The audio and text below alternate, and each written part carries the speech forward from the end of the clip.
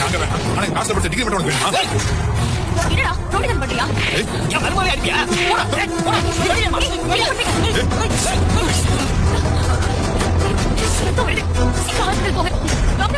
இவருக்கு நீங்க என்ன வேணும்? அவர் என்னோட மாமா. ஏங்க என்னாச்சு? காலேஜ்ல இருந்து வெளியில வரும்போது நான் வந்ததை தெரிஞ்சு எங்க அண்ணன் என்ன அடிக்க வந்தான். இவர் மட்டும் என்ன காப்பாத்தலனா நான் இப்ப ஹாஸ்பிட்டல்ல தான் இருந்திருப்பேன்.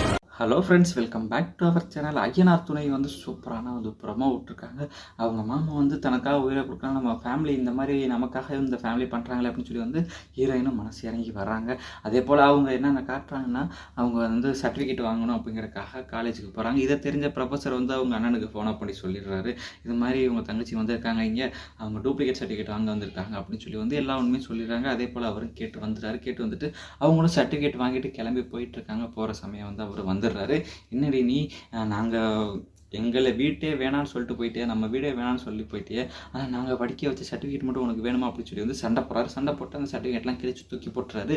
தூக்கி போட்டதுக்கப்புறம் அவங்க என்ன பண்ணுறது தெரியாமல் இருக்கப்போ, என்ன நம்ம மருமகளை இந்த மாதிரி பண்ணுறாங்களே அப்படின்னு சொல்லி வந்து அவர் பிடிச்சி அடிச்சிடுறாரு. அடித்து போட்டு ஐயனார் அவர் போட்டு வெளுன்னு வெளுத்து விட்டுறாரு அவங்க மாமா. போட்டோன்னே அவங்க அண்ணன் டென்ஷன் ஆகிட்டு கத்தி எடுத்து குத்த போகிறாரு. அப்போதைக்கு அவர் வந்து தடுத்ததும் கையில் வந்து வெட்டுப்பட்டதும் என்ன பண்ணுறேன்னு தெரியல, நீ இப்படி பண்ணுறீ அப்படின்னு சொல்லி வந்து அவங்க ஹீரோயின் வந்து அவங்க அண்ணனை பிடிச்சி அடின்னு அடிக்கிறாங்க. அடித்ததுக்கப்புறம் ஹாஸ்பிட்டல் கூட்டிகிட்டு போகிறாங்க. அங்கே கூட்டிகிட்டு போனது கட்டு போடுறாங்க. என்ன ஏதுன்னு கேட்குறப்போ அவங்க வந்து கொஞ்சம் நேரம் அமைதியாக இருக்காங்க, எதுவும் சொல்லாமல். இது என்னோட மாமா அப்படின்னோடனே சரின்னு கையெழுத்து போட சொல்கிறாங்க. கையெழுத்து போட்டுறாங்க. கையெழுத்து போட்டுன்னு வீட்டுக்கு கூட்டிகிட்டு போயிடறாங்க. ஏன் மாமா இப்படி பண்ணுறீங்க அப்படின்னு.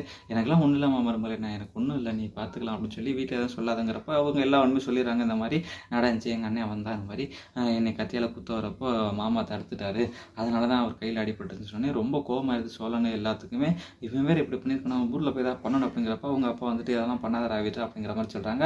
அவங்களும் அதெல்லாம் வேண்டாம் விடுங்க, பிரச்சனை பெருசாக வேணாம் அப்படிங்கிற மாதிரி சொல்கிறப்போ சரிங்கிற மாதிரி விட்றாங்க. ஆனால் அவங்களுக்கு கோவம் இருக்குது சோழனுக்கு, என் அப்பாவை இப்படி பண்ணிட்டாரே அப்படிங்கிற மாதிரி. அண்ணன் தம்பி 3 பேருக்கும் கோவம் இருக்குது. என்ன நடக்குது, வீட்டுக்கு போய் வெளுத்த போகிறாங்களா அவங்க அண்ணனா, என்ன எது பெரிய பிரச்சனை வரப்போதா அப்படிங்கிறத பொறுத்து வந்து பார்க்கலாம். இந்த வீடியோ பிடிச்சிருந்துச்சுன்னா மறக்காமல் லைக் பண்ணி ஷேர் பண்ணி சப்ஸ்கிரைப் பண்ணிடுங்க. Thank you friends.